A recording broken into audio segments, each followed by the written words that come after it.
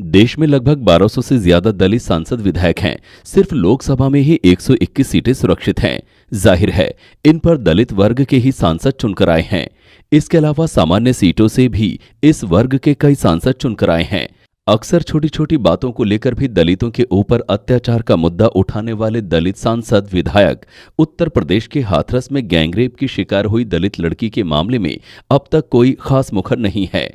इसे लेकर सवाल उठ रहे हैं कि दलित हित की बात करने वाले ये जनप्रतिनिधि आखिर इस नृशंस घटना पर अब तक चुप क्यों हैं?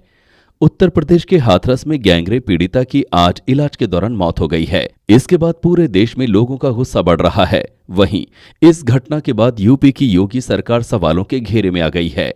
विपक्षी दल लगातार यूपी सरकार पर हमला कर रहे हैं। पीड़िता को न्याय दिलाने की मांग जोरों पर है। हर कोई देश की बेटी के साथ हुई क्रूरता का पुरजोर विरोध कर रहा है। ऐसे में ये सवाल उठ रहा है कि देश के लगभग 1200 से ज्यादा दलित सांसदों विधायकों की क्या भूमिका है?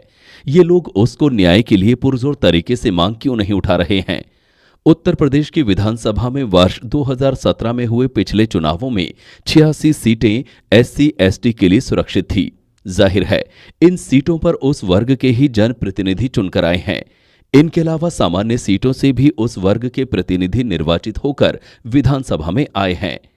ऐसे में दलित वर्ग से ही ये सवाल उठाया जा रहा है कि गृह राज्य की पीड़िता होने के बावजूद इस नृशंस घटना के बाद अब तक पीड़िता के लिए पुरजोर तरीके से न्याय की मांग क्यों नहीं की जा रही है। दलित वर्ग के लोग ये सवाल पूछ रहे हैं कि आखिर इस मुद्दे पर इनकी चुप्पी क्यों है? क्या ये चुप्पी सोचनीय और बेचैन करने वाली नहीं? दलित अधिकारों को लेकर अक्सर दलीय सीमाएं और वर्जनाएं तोड़ देने वाले ये दलित वर्ग के जनप्रतिनिधि इस मामले में आखिर अब तक चुप क्यों हैं?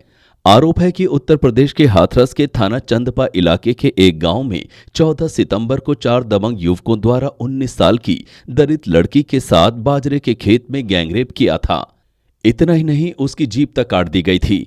उस लड़की की इलाज के दौरान दिल्ली एम्स में सोमवार 29 सितंबर को मौत हो गई। गैंगरेप और नृशंसता की शिकार लड़की की मौत